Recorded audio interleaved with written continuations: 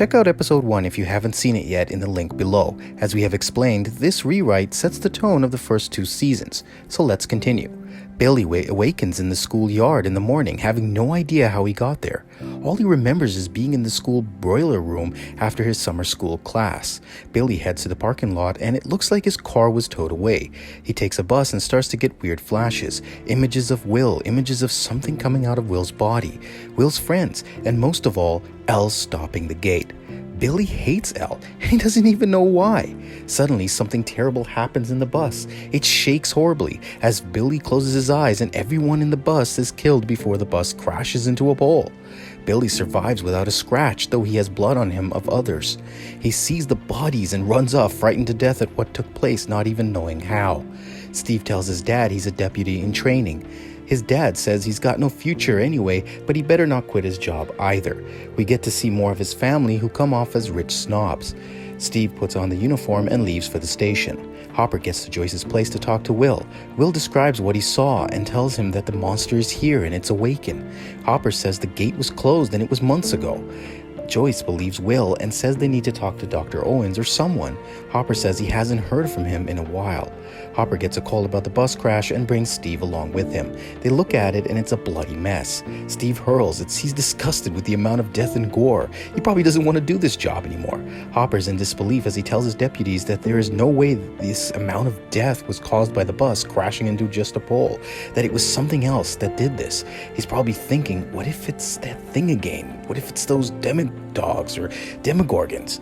Hopper tells Steve that he needs to protect Will because he will be busy with this investigation. He says something is up and lets Steve take his truck, saying he'll get a ride, but wants the truck in one piece or he'll make sure Steve won't be in one piece himself. Steve laughs, thinking it's just a joke, but Hopper stares at him cold. Steve drives off.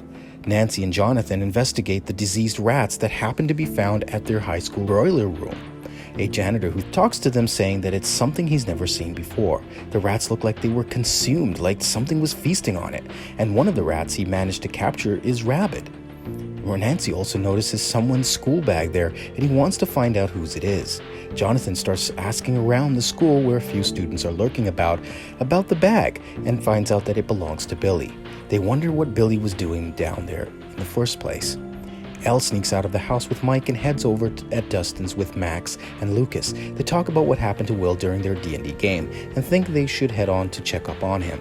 Back at Joyce's house, Will told his mom he was okay to stay home alone today and that Joyce should head to the work, which she does, but she left saying he should call if there's anything else. Will is playing on his computer that Joyce bought him.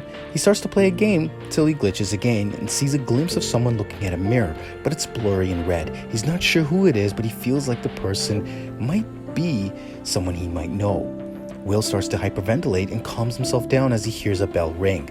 It's Steve. Steve tells Will that Hopper told him to check up on him, but he doesn't even know why. Will says he's okay and he can go, but Steve walks right in and looks around the house. Billy, who is freaking out, not knowing what is happening to him, heads out of his room to get back his car from a yard and drives it away. Suddenly, he starts to get dizzy and nearly crashes into another car. He brakes hard and gets out, and it was Nancy's car. Nancy and Jonathan ask Billy about his bag. Billy grabs it and says thanks. Nancy and Jonathan ask him if he's okay, and Billy says he doesn't even know till he gets dizzy and faints. Back at the house, Steve is watching Will play his computer game and decides to play it himself. Will is really annoyed now. Steve asks Will if he knows why Hopper wanted to check up on him. Will says it's nothing. Steve says he's part of the gang now. He knows everything. He doesn't have to hide. And if it's just someone he needs to talk to, he's here. And he's good at advice. He made Justin look cool at school. Will says that was all Nancy who danced with him at Snowball. Steve shrugs it off till Mike, Elle, Lucas, Dustin, and Max bike to Will's house and get in. Steve wants to know why they're here as much as they're surprised by seeing him there, especially in a uniform. Steve is excited to see Dustin again, but Dustin tells him that a reunion can wait. The gang asks Will about what happened. Will, who at first didn't want to say it, finally reveals the truth about what he's seeing. Elle says it's not possible since she closed the gate. Will says he knows the gate is closed, and maybe it's still closed, but that thing that was inside him. He asks, what if it never died? What if it was out there lurking about and somehow was surviving, and now it may have found a new host? And the episode ends. Want to see episode 3? Like, comment, subscribe, and thank you for watching In the Plot.